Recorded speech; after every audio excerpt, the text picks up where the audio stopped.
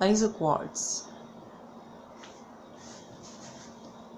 Laser quartz is also considered one quite strong quartz crystal, and it comes up in these tiny ones. It grows like that naturally.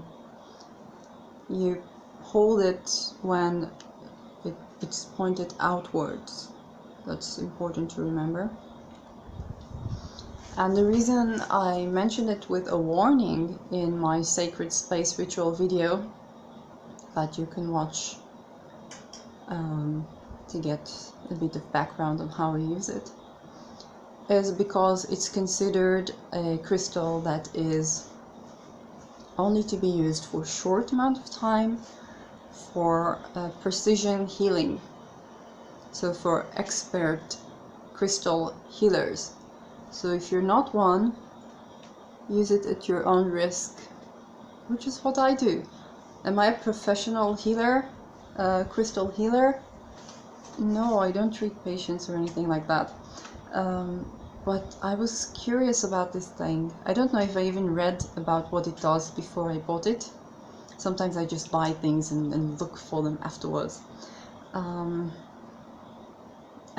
the minute it said only to be used with, with cautious, then I knew I'm going to try this one. So yes, I have this little adventurous, stormy child within me that would be the one to try these things and see what happens. Did the earth move? Did things turn about? Did I go crazy? Maybe a bit. But how I use it in meditation is I basically hold it, and first times I held it, it gave me such strong surge of energy that I just could not ignore, and that's why I used it in meditation. I held it in meditation, and for me meditation is not the easiest practice. Much more body oriented, movement oriented, and stillness oriented. And the minute it gave me this surge of energy, I was, overwhelmed with the experience, and then I could meditate.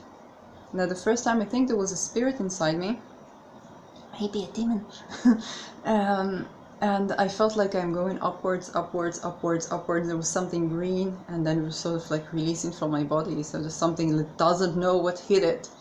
So maybe one of the energies that my energy intermeshed with, just sort of like, oh, this is too much. So maybe it went out of my body for good. And that's energy clearing. And it gave me this balance and confidence.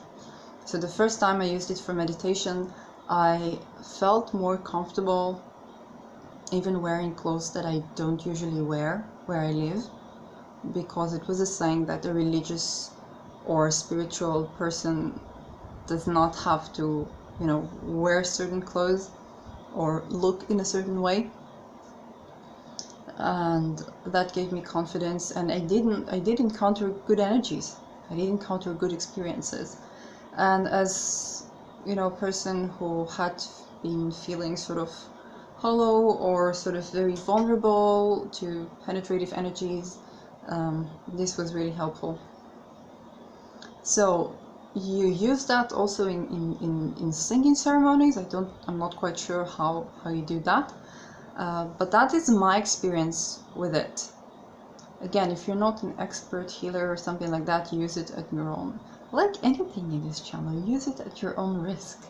Try things out for yourself. I'm a hands-on experience kind of a person. So that's my laser quartz crystal, and it is with the precision of laser, pointed at particular energies, entities that you want to get out of you, or just to clear the space. That's how I use it. So next up in my crystal series, I mentioned the kunzite, and I think I didn't mention the kyanite, and I didn't mention the epidote. I'm gonna give you a snippet preview of epidote and how to use it. It's coming up in my next video. Stay tuned.